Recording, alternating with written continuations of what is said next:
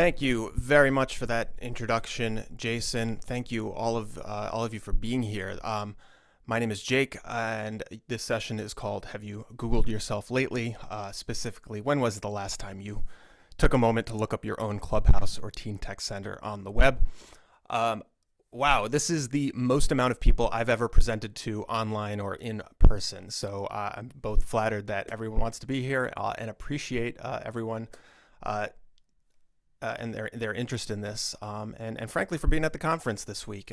You could have been, normally I would say you could have been anywhere, but thanks to Zoom, we could actually be anywhere. So you're here with me, and I appreciate that. I'm going to go ahead and share my screen.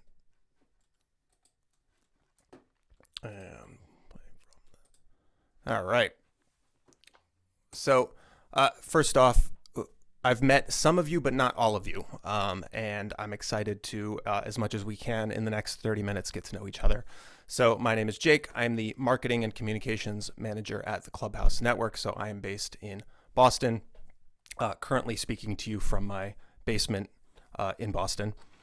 And my background is in nonprofit. I've been with the Clubhouse Network coming up on 3 years.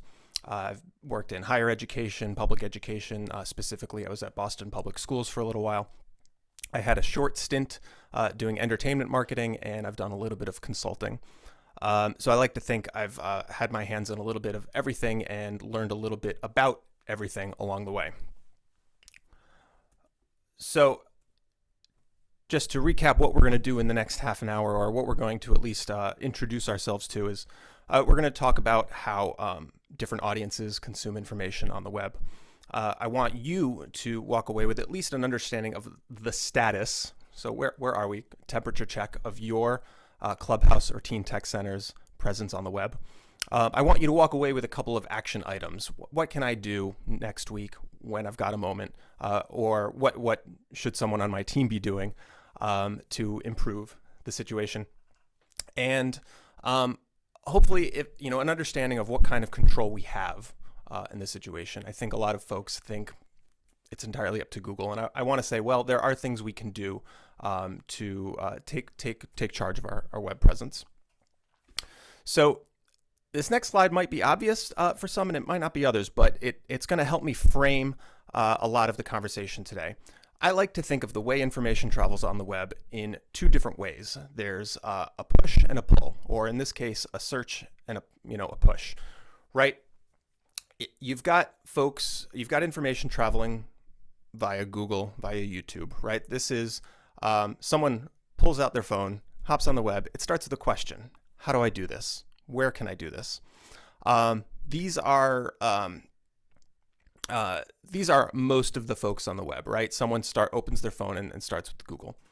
The opposite of this would be, I don't know what I'm looking for. I'm bored. I pull out Facebook. What is in the news feed, right? That's the push. That is when the information comes to me, whether I want it or not. And I may not have any choice in what's coming at me. So for the sake of this conversation, we're really going to focus on search. We're going to focus on what it means when someone is looking for something and has a question on the web. So there's the audience that knows what they're looking for, and the audience that doesn't know what they're looking for. So who are these two folks? So the audience that knows what they're looking for. I heard that there was a clubhouse in my town. I want to find it, right? They know what they're looking for. The audience that doesn't know what they're looking for is an audience that, it might be a parent that says, I just need something for my kid to do after school. What is out there? Or I think, I know that STEM education is important. Where can I make that happen for my teen? So these are two audiences I want us to consider.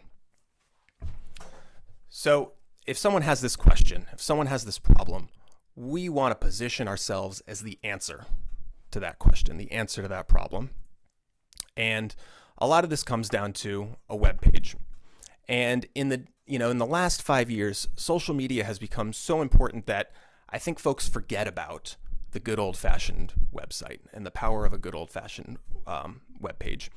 We tend to think, okay, I got to be on Facebook, I need to be on Instagram, and TikTok is the new big thing. Should we be on TikTok? We're asking those kinds of questions. And those are important questions to ask, except in the last 10 years, what has not changed is how Google is indexing information. So when you search for something on Google, web pages and websites will almost always turn up before results from social media. Google's goal is to be correct and authoritative. Now, we can all have conversations about what that means, but at the end of the day, that's how they want to present themselves, and we live in Google's world. It's sort of not up to us at the moment. So what we want to do is make sure that we've got a web page such that we're being found by prospective members, parents who want to know what their kids are up to, teachers looking for opportunities for their students, donors and partners who want to know where their money goes, folks who want to work with us. It's important that we have an answer to these questions as they arise on the web, the questions I presented on the last slide about what is out there. So here's where things might get a little dicey for you. What I would like, my slide, there we go. What I'd like you to do is take a moment, whether it's on your phone or in a new browser window, open a Google window and Google your Clubhouse or Teen Tech Center. I described earlier on two sorts of users, the user who knows what they're looking for and user who doesn't. Right now, let's be the person who we know what we're looking for. We're looking for, in my case, I might be looking for the flagship clubhouse in Boston. I'm looking for Puerta 18 in Argentina. Start with Google and see what kind of information comes up. Is there any information? Does anything show up?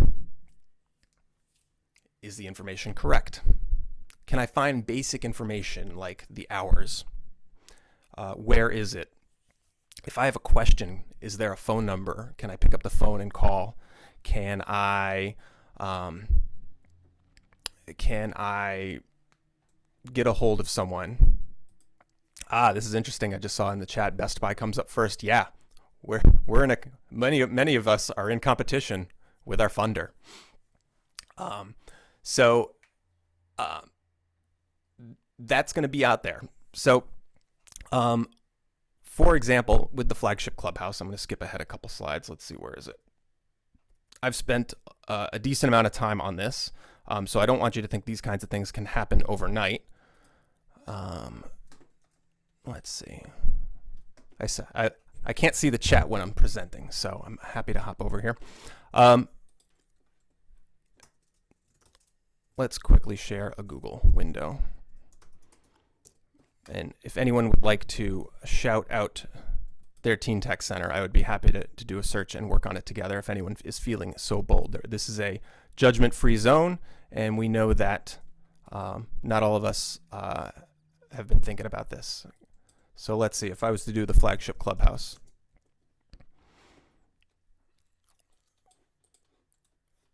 All right, well, we've got flagshipclubhouse.org. That is our website at the top. We've got our Facebook page. That's great. And we've got this information on the right. This is very cool. We're going to talk about this a little bit later because this information on the right side of the page you can control or at least have influence on. The phone number is, yes, that phone number is correct. And hours, yes, we are closed at the moment. We've got funky hours right now because of the pandemic, the reason we're all on this phone call, but we were able to update that. Would one so brave person care to shout out their clubhouse? Legacy LA Teen Tech Center. Thank you, Astrid. I appreciate that. Let's try it out and see what happens. Not bad, not bad. We're in pretty good condition, right? First answer is very cool. Very cool. A little bit about the Teen Tech Center. That's night, hours, Monday to Friday, 4 to 6 p.m. Contact us. Beautiful. Pretty good condition. All right, Steven, let's try it. Best Buy Teen Tech Center, Fort Lauderdale.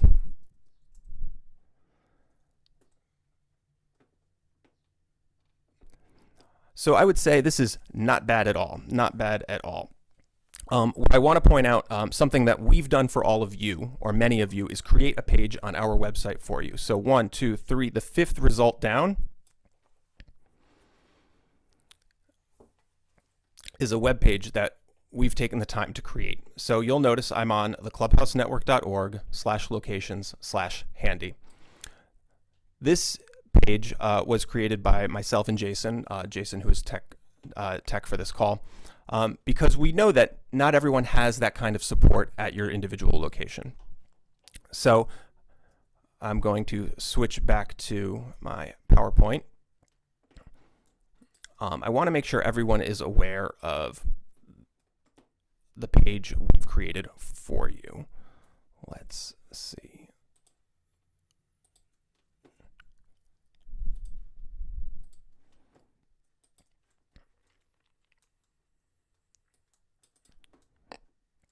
So at the clubhousenetwork.org/locations, you should see a list of every single location the Clubhouse has. And I will qualify that these are all opened locations, not all of, it is possible that someone in this session right now is at a Clubhouse that is not, or Teen Tech Center that has not officially had a grand opening. So we may not have created one for you just yet. We created these because we recognized that there was a lot of disparity between sites. So sometimes a host organization had a website, sometimes they didn't. Sometimes they had an IT person or a marketing person who could help with a page, sometimes they could not. Well, at least we know that everyone has a page on this website. And we think that's pretty consistent with a lot of other companies or organizations. If you go to the Best Buy website, you can find a page for the Best Buy store closest to you. So we wanted to mimic that experience. If you visit your page and you find that the information is incomplete or wrong, I want to hear about it, and we want to fix that. So whether you do that now or whether you do that later in the week or next week, whenever you get to it, you can contact me to let me know that, hey, there's incorrect information on your webpage. Because as we just saw with the search for Stephen, it does show up in search results. All right, just to keep things moving, the next thing I want to talk about is Google Business. Google Business is a free service, and it's how I was able to manage information in search results. So that little bar that when I searched for the flagship Clubhouse, the information that pops up on the right side, that is controlled by Google Business. Robert from Fairfax County, can we jazz up the location pages? Let's have a conversation later about what we mean by jazz up. We've got a template we're using, and I appreciate the attention. So back to Google Business. Again, this is a free service, and what will happen is if you've got a Google Business wants to know. Google wants to frame themselves as as having authoritative information. So they're going to look to us as quote unquote business owners to provide them with that correct information. So if you register with Google Business, so google.com/business, they will actually mail you a physical postcard from Google to confirm that you are where you say you are. So it's in their best interest to have the correct information, and it's in our best interest to provide them with that correct information. Once you've done that, you get access to a panel that looks like this, where you can update a lot of that information that shows in Google search results. So this has been particularly helpful over the last year when our hours have changed frequently, when other sort of core information about the physical location has changed. And again, that's been different for everybody.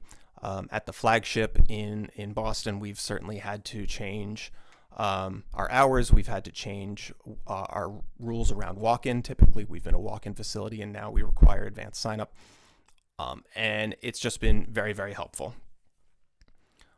So this may not be something that you yourself do. This might be something that someone you work with does. This may be someone at your host organization. But it's time well spent, and the benefits, again, they may not be immediate, but they will be there for you. Let's see. Moving forward, I would be remiss if I didn't talk about social media. And what I think matters in social media is that for so many people, social media is their portal and gateway to the web. I think there are users who aren't starting with Google. They're starting with Facebook. They're starting with Instagram. And that's where they start looking for information. And while we don't have enough time to talk about, okay, what is my social media strategy? What does matter is that the information that they find on social media is consistent with the information they're finding elsewhere. So if you created a Facebook page in 2012, have you updated the hours and times since 2012? Some of you have, and I really appreciate that. Others of us had a little bit of work to do. And I'll be perfectly transparent. In preparing for this session, I had to remind myself to go and update the hours for the flagship Clubhouse on Facebook and Instagram. Just on Facebook. Because they hadn't been updated in a couple of months and they had since changed. So the question I always want to answer, what is the experience of a first-time visitor, someone who's looking for the services that your facility offers? Is that information consistent? Again, contact information, hours, location. And how long ago was the most recent post? So this isn't me telling you to post every day. That is not a strategy I think that is going to be successful for everyone. But when was the last social media post? When was that last Instagram post? Was it 3 months ago? That may not reflect well on the organization. It may not, exude confidence in your visitor. Was it a week ago? I think that's pretty reasonable. Was it yesterday, today? Certainly that looks great. But these are things you want to try. Treat yourself as a first-time visitor to these pages and see what you come across.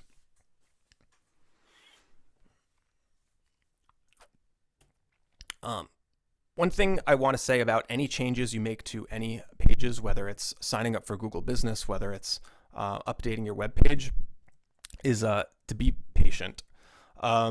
Google takes its time. I don't, different reports will tell you different things about how often Google is looking at your webpage. So when you make a change, give it a little bit of time before you see it reflected on the web. And the same goes for those Google Business search results that I was pointing to. The fact is, it takes time, but it's worth it. When we built all of those individual location pages on our website, it took I don't know how long, but it took a few weeks for Google to start indexing them and for that information to show up in search results. And it was 100% worth the effort to us, and I hope you find that useful as well. Stop the share as well. So again, just a couple of things to take away here. Anytime and effort that goes into this, you may not see the immediate results, but it is worth doing. Two, again, it's always worth it to take the time and visit your webpage and visit your social media as if you are a brand new person, as if you do not know anything about your organization. When in doubt, ask a peer, ask someone who maybe is less involved with your organization to do the same thing. Hey, can you look us up on the web and just tell me what you see? Or if you visit our website, can you find the information you're looking for? I know that it varies, again, from organization to organization. Some folks have entire IT departments supporting you. Some of you don't. Some of you are doing it yourselves. And for those of you, I want you to know I'm here to help. I'm here to support you with that. I'll post my email address and contact information in there again. But hopefully, in the short time we've been together, you've been able to pick up a couple things you'll be able to do, whether it's tomorrow, tonight, next week, to one, again, just understand what your web presence looks like right now and what you can do to make it better, whether it's signing up for Google Business, whether it's emailing me and telling me the information we have on our website about you is correct or incorrect. And at this point, I would actually like to take questions because I just did a whole lot of talking and dumped a whole lot of information on you. And we can do that. I prefer to do it by raising hands with the reactions, or I can take them from the chat. But I'm tired of listening to myself speak, and I really appreciate the time I've got with you. Jake, I really good information, Jake. This is all very informative, and I do use the Google Business thing, and I wanted to bring up too. I don't know if anyone's familiar with this, but if your organization is a nonprofit, a Google nonprofit organization, you could get up to $10,000 in grant ads each month that you could then advertise your organization, and it should, I guess, help maybe with the promoting your organization in Google results. So that's available for all nonprofits. That's huge. I did not know that myself. Would you be able to post any relevant links in the chat for everybody? Yeah, there's lots of benefits here of being involved with Google. All right, I see Robert at Fairfax.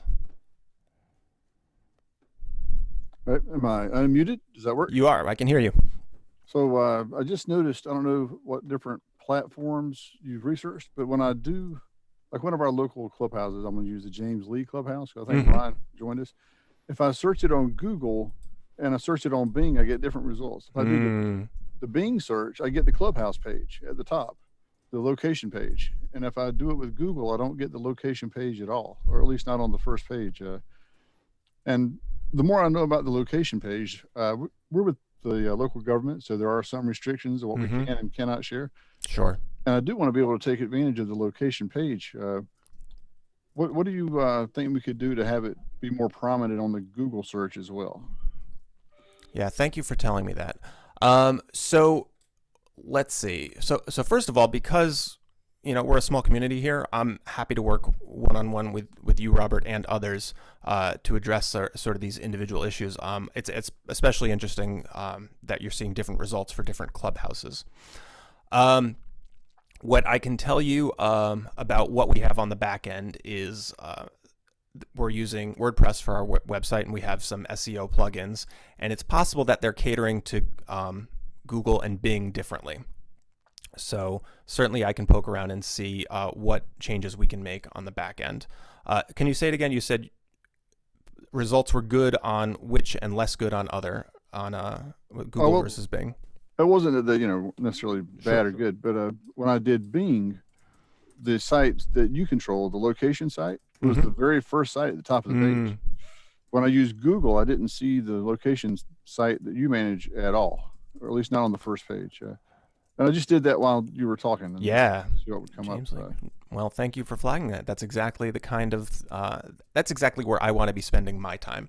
Because if it's affecting your Clubhouse page, it's likely it's likely having similar issues with on other pages.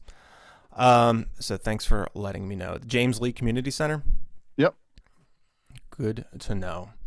And again, thank you for the knowledge. Sure. Yeah, thank you. All right, we've got 5 minutes left, and I'd still like to keep taking questions. Thank you, Jason, for the warning.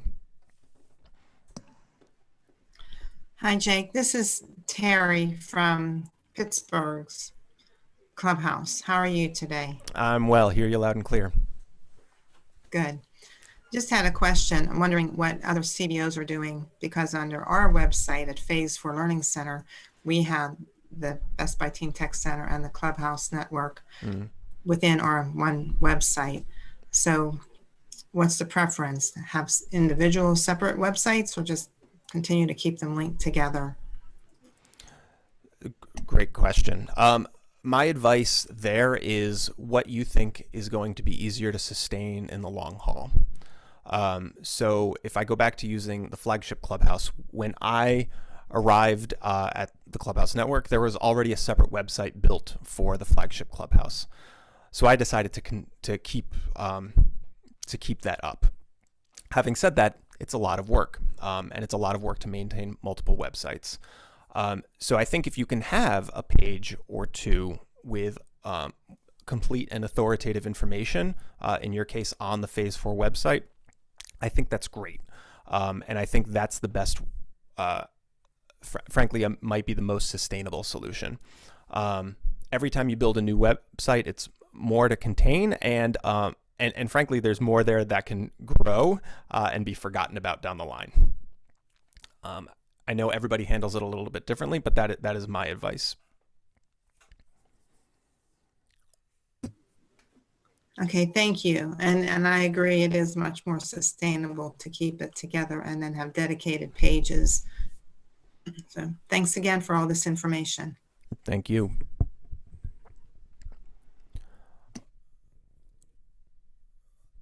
In the chat, Nomfundo, I see your question. I'm not sure if you mean around normal as in pacing, how often, or the kinds of content. My short answer there is, and again, we could do a whole day of work around social media, is what's right for your community, and what's right for you as a staff member, and what's right for all of the other parties that may be looking on.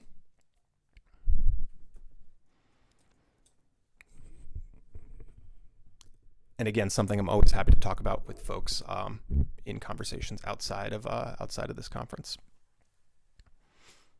And our plan at the moment is to put all of the PowerPoints on Clubhouse Connect after the conference. So certainly my PowerPoint will be one among them with all of the links and services I've recommended. And again, my contact information should you have any questions about your site specifically or about this kind of work.